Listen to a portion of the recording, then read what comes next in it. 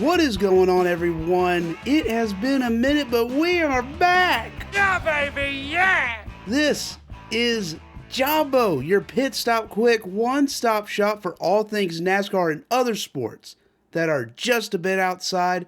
I'm your host, Brendan Bryan. Let's get started.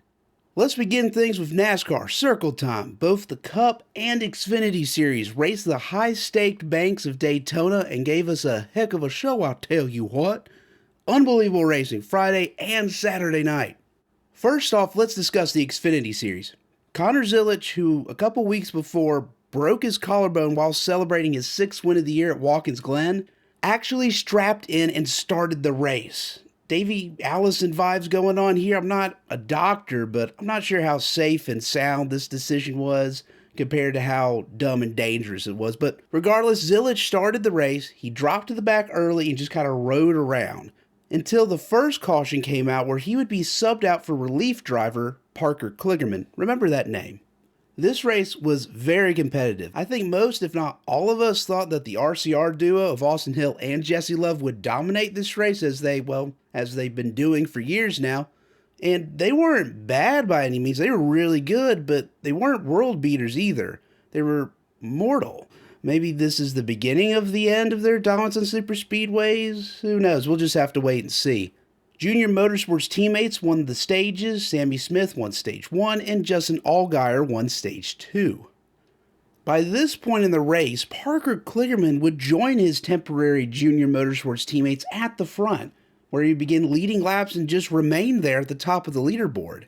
The race would go into overtime, and Kligerman led the pack, holding off hard charges from Hill and his teammates Smith and Allgaier. He would have sole possession of the lead down the backstretch on the final lap. Then Austin Hill does what he does best and caused a massive accident in turn 3, ending the race under caution with Kligerman clearly ahead, scoring the victory, sort of. Technically, in these rare situations, the driver who started the race gets the results of the driver who finished the race, which means that though Parker Kligerman won this race, in the record books, it will count as Connor Zilisch's 7th win of the year. And if you're counting at home, that is twice now that Kligerman has won at Daytona but not walked away with the trophy. He won the Daytona truck race earlier in the year, but his car failed post-race inspection. But to give him his flowers, regardless of what the record books say, Kligerman won this race and deserves all the credit in the world for it. It was a very cathartic moment. It's been a long time coming, and hopefully we will get to see him win again somewhere down the road. To wrap up the Xfinity Series, there are only 2 races now before the playoffs, with Harrison Burton holding the final spot by 36 points over his cousin Jeb Burton. Also, I don't know what was in Matt DiBenedetto's water bottle, but he was on a mission on Friday night to hit everything, everyone, the wall, and he succeeded very well. He was very aggressive on Friday night, but was competitive at least doing it. Maybe this sparks some momentum for the team, but being a chaos god works as well, I reckon. After 25 races, the NASCAR regular season came down to one race under the lights Saturday night at Daytona. The playoff bubble was very, very simple. The 2 drivers above the cut line, Tyler Reddick and Alex Bowman, could only be ousted from the playoff field with a new winner. 20 very desperate drivers hit the track on Saturday night with that intent in mind: do or die. The race started, and as always, the Penske's looked good early, with Ryan Blaney leading the early portion of the race. However, drama would strike early as Bubble driver Tyler Reddick would be caught up in an accident with Todd Gilliland. That chaos wouldn't stop there, as shortly after the big one struck, Bubba Wallace, who had been on a bit of a heater since his win at Indy, returned to Earth, essentially, as he attempted to block 3 lanes of traffic with the side of his car, which I guess was successful as it caused a massive accident that took himself out, Alex Bowman, contender Austin Cindric, sad Kyle Busch, and others. Both stages were unbelievably competitive. Ty Dillon, Shane Van Gisbergen, and Cody Ware led laps during this race. Ware in particular led 23 laps. which was more than double the amount of laps he has led in his entire NASCAR career up to that point. And he finished 20th, which might make this his best race ever. This is it. Top of the mountain for Cody Ware. Kyle Larson would go on to win Stage 1, and Ross Chastain would win Stage 2.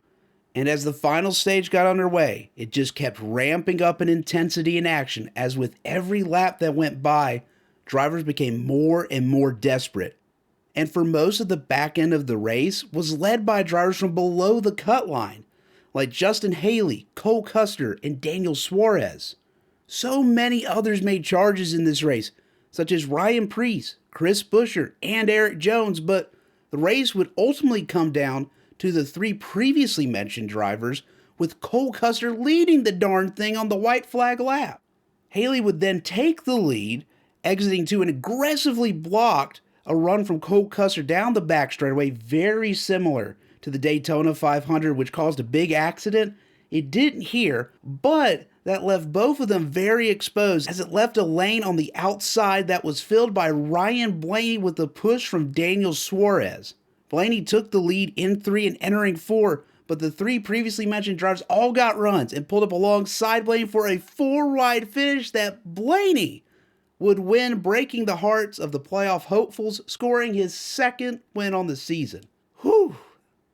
What a way to end the regular season. No Ricky win, but beggars can't be choosers. There's always Talladega. So if no new winners, Alex Bowman and Tyler Reddick advance to the playoffs on points. They both can breathe a sigh of relief, and Reddick can also celebrate the scariest and creepiest Ronald McDonald paint scheme of the year. It's haunting. McDonald Land has never seemed so uninviting. Regardless of that, what a way to end the regular season. Playoffs are now upon us. Expect a video previewing all that very shortly. This upcoming weekend, NASCAR and the Truck start their playoffs at Darlington, while the Xfinity Series races its penultimate race of the regular season at Portland. Look for Corey Haim to dominate the truck race, unless Corey LaJoie or Lane Riggs decides to just be the chaos wrench in everything. In the Xfinity Series, Zillett should be the favorite, but with his injury, it's hard to say what capacity he'll be for the race. Austin Green and Joey Hand are really good dark horse picks for this race, while Justin Allgaier, Austin Hill, and Sam Mayer, your usual frontrunners, should be some of the favorite contenders. For the Cup Series, it's the Southern 500, one of my favorite races of the year. This is a grueling 500-mile race that Kyle Larson and Denny Hamlin are two of the best at currently. But don't be shocked at a playoff spoiler here like Chris Buescher, Eric Jones, or even Kyle Busch.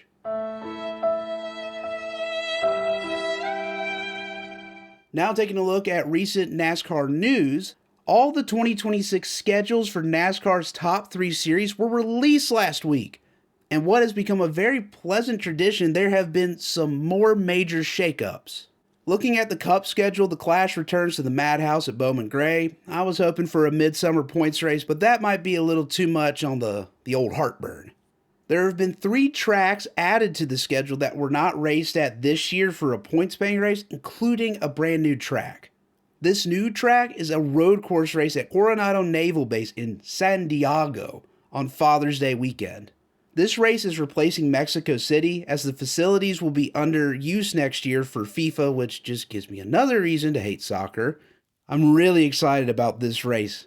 NASCAR has shown that it can essentially create an exciting product from scratch, just like the Chicago Street Course. Speaking of the Chicago Street Course, it will sadly not be returning in 2026. There is a possibility it will return in 2027, but NASCAR will not be leaving the Chicago market and will be returning instead to the Chicagoland Speedway. For those who don't know, Chicagoland is a 1.5-mile cookie cutter that's similar to the defunct Kentucky Motor Speedway, in that it never had any good racing until the very end of its lifespan, but I will say with the current Gen 7 car, that could turn the tides for Chicagoland Speedway, but not for Kentucky. Never Kentucky. You cannot take us back there ever again. Next, Dover, the Monster Mile, has lost its point state and will now host the All-Star race. No offense to Dover, but it was time.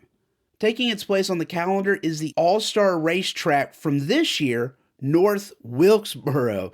This is so cool in my opinion. It's great to see Wilkesboro get a points paying date again and really should put on some great racing. I really like the All-Star racing this past season. Watkins Glen has been moved up on the calendar from its traditional late summer date to Mother's Day in May. New Hampshire has been moved out of the playoffs to the penultimate race of the regular season. The round of 16 remains the same as it is this year. The round of 12 replaces New Hampshire with Las Vegas. The round of 8 replaces Las Vegas with Phoenix. And Homestead replaces Phoenix as the championship race. So if you're keeping count, the round of 8 in 2026 will be Phoenix, Talladega, and Martinsville. That is absolute chaos and Denny Hamlin's worst nightmare. I do kind of wish that Phoenix was placed in the round of 12 instead, while keeping Las Vegas or Kansas in the round of 8. I do really like Talladega in the round of 8 rather than in the round of 12 because by that time all the Ricky Stenhouses have been weeded out and the chaos that will occur at Dega will at least be among the best of the best. The Xfinity schedule changes are a lot tamer. Their new races will include Coronado, Chicagoland, and they'll continue to race at Dover for a points-paying race, but they do lose Portland, which does suck. They are returning to Rockingham, which is great, and that's about it. Pretty tame schedule changes in comparison to what's next. The trucks will also be racing at Coronado and Dover next year, and returning to favorites Rockingham, IRP, and North Wilkesboro. But the big news, the big kahuna, they will also be racing at the St. Petersburg Street Course. Boom! Same track as IndyCar. It is going to be awesome. It's going to be like watching a redneck bull in a Buc-ee's. I'm just, yay! I'm so excited! All in all, the schedule changes to all 3 series are really exciting, and I can't wait to see what 2027 has to offer. So many tracks that could just be kind of rotated in and out. You just don't really know what's going to be placed in or not. I really like this new flow and how NASCAR continues to innovate in the schedule. Also in the news, Connor Zilisch was finally announced to be joining Trackhouse Racing in the Cup Series in 2026, replacing Daniel Suarez. At the beginning of the season, I honestly thought this was a crazy notion. They'd be rushing Connor Zilisch up there, but after seeing what he's been capable of, go for it. He has had a great Xfinity Series season. 7 wins, well, technically 6, Parker Kligerman and all. But I will say with his collarbone injury, will jumping to Cup be too much? Maybe another year in Xfinity would be good for him? I mean, what do I know? I think Matt DiBenedetto could win a Cup title. Speaking of Xfinity, it was also recently announced that they will no longer be the title sponsor for the Xfinity Series, and instead will be solely a premier partner in the NASCAR Cup Series alongside Busch Beer and Coca-Cola.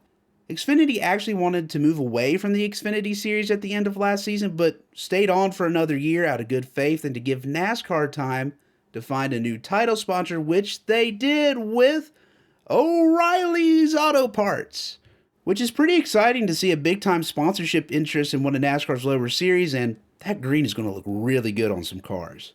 It was also announced last weekend that Kaulig Racing would be the home of NASCAR's newest manufacturer, Ram, but only in the Truck Series in 2026.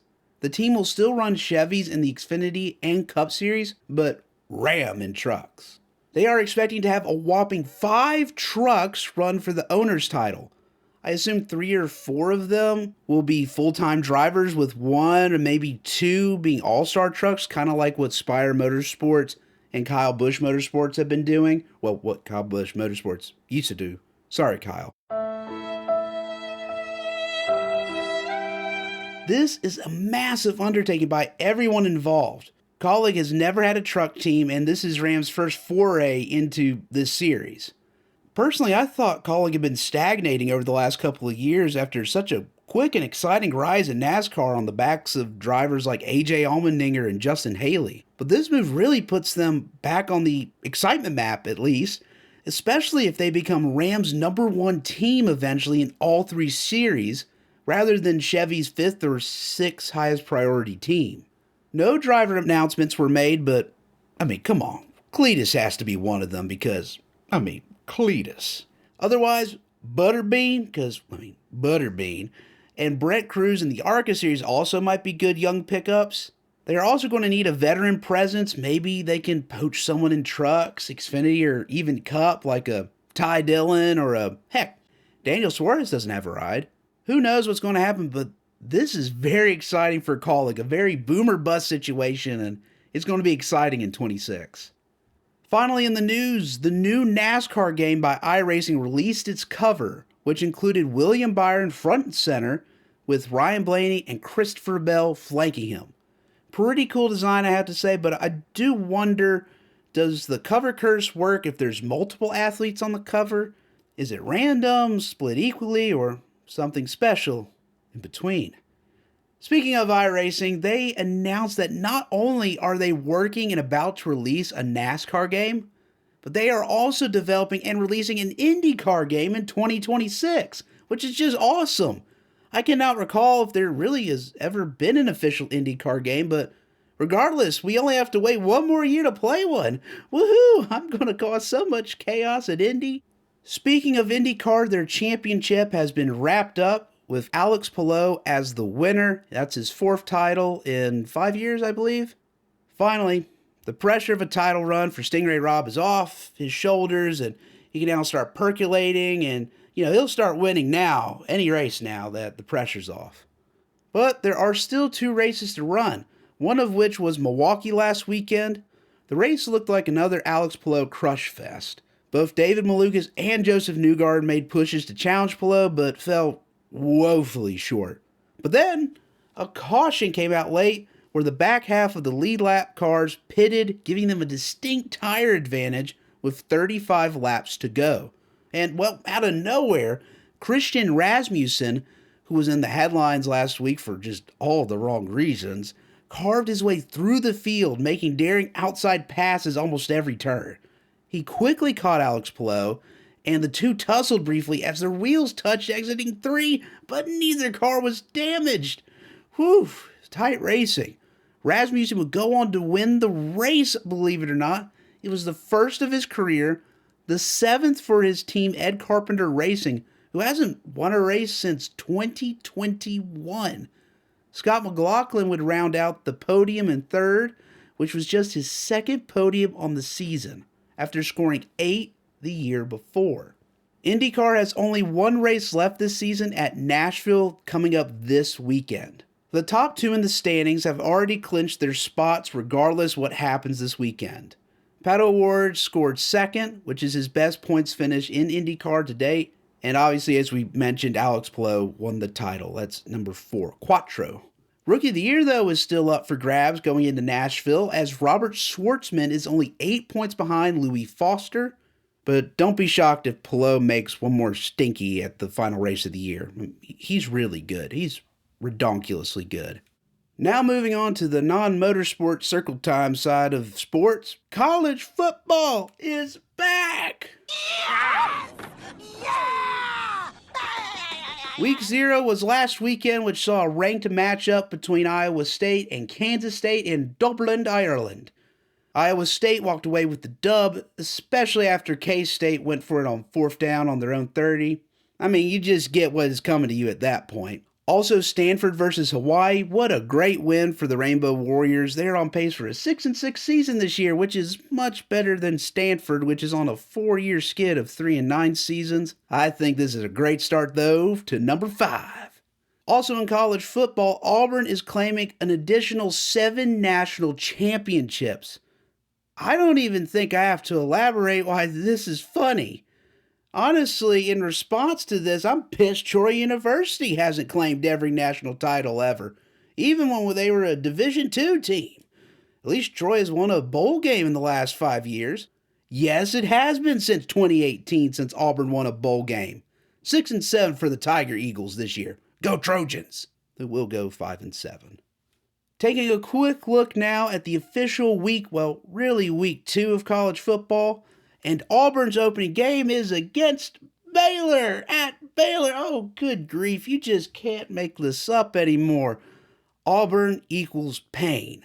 We also have some big boy ranked matchups this week with number 6 Notre Dame at number 10 Miami, Irish by 30. Number 9 LSU at number 4 Clemson. LSU's coach Brian Kelly might as well be Santa Claus when it comes to opening games, so Clemson by 10. And finally, number 3 Ohio State at home versus number 1 Texas. And if Texas is ever going to be back, it has to start here. A lot of unknowns, though, for such a big opening game. This is a one-score game, whoever wins it, so... because Texas losing is funny, I'm going Ohio State by 3.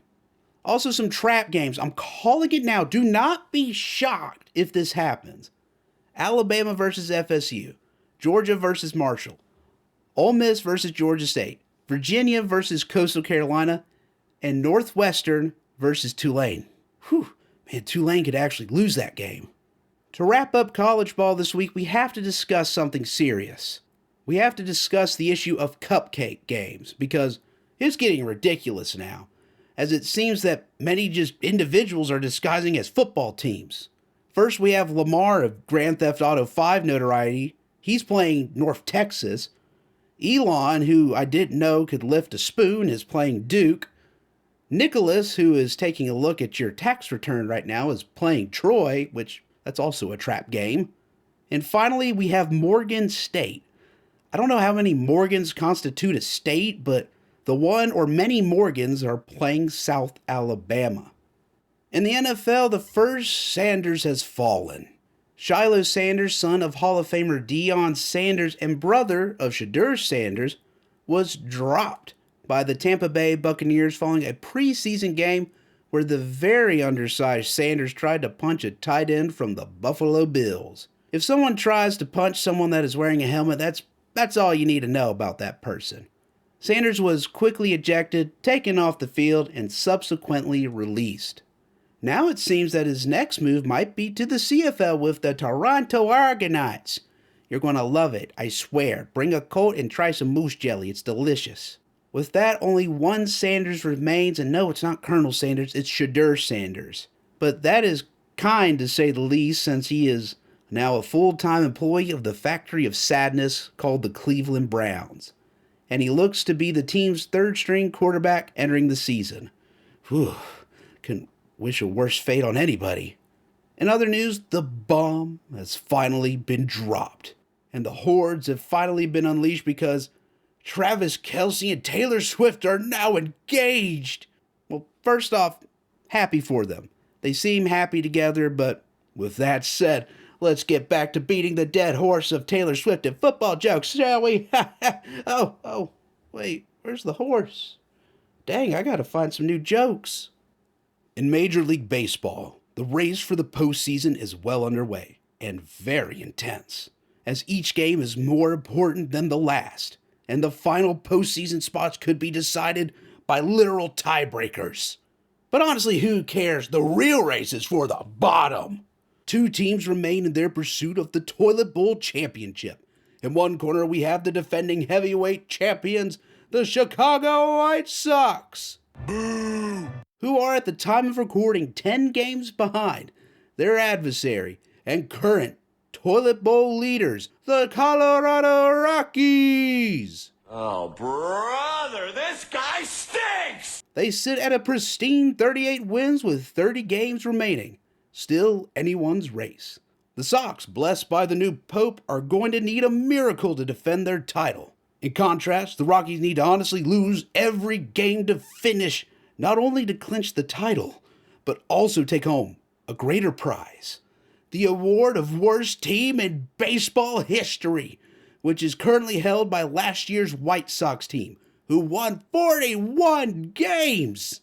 The Rockies are getting scary close to that number and screwing up this opportunity for shame. Well, that's for shame.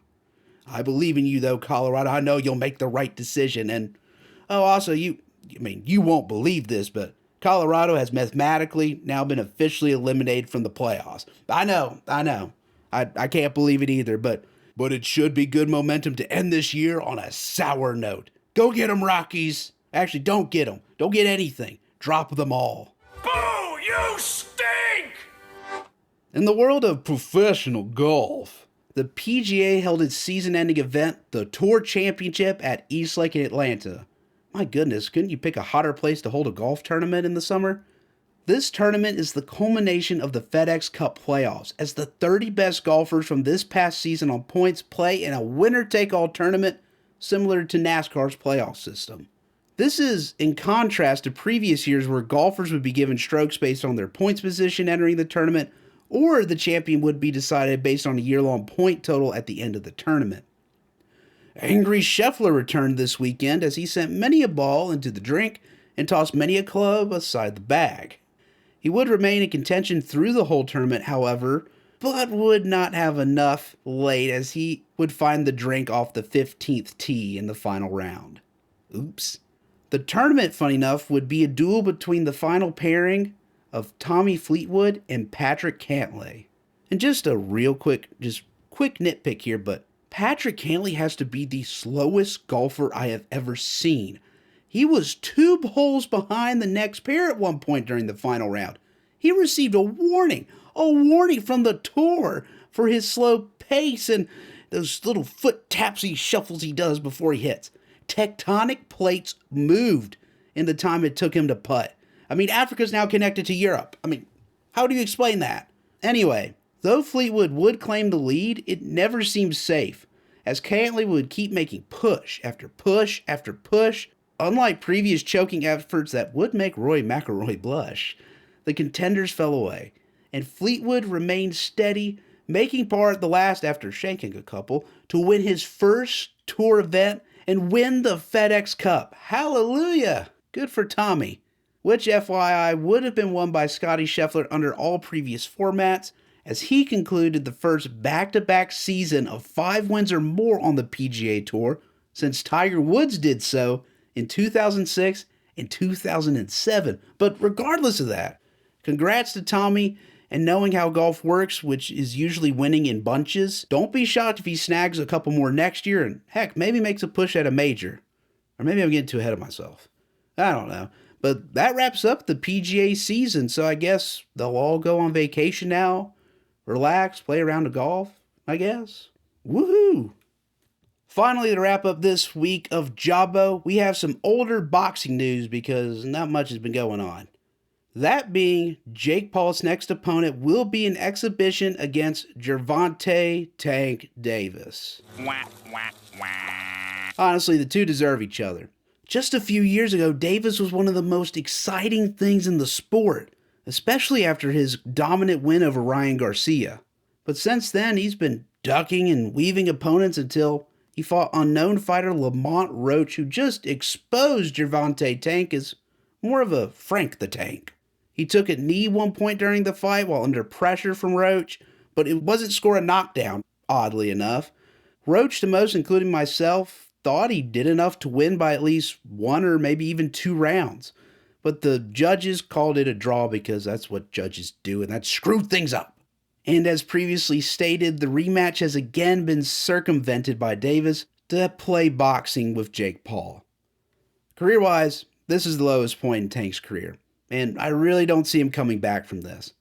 He obviously has the talent to go far in boxing, similar to a Jared Anderson, but just like Anderson, out of the ring trouble of the legal variety, and general apathy for his profession, it's going to end things before they even begin. And not to end this all in a bummer, as for Jake Paul, I guess I should try to say something nice about him. Well, there you have it, everyone. We are back again. I'm so excited and looking forward to what is to come. Thank you all so much for listening. It has been another great week of sports. I hope you all enjoyed this episode of JABO. I'm your host, Brendan Bryan, and I will see you all again next time.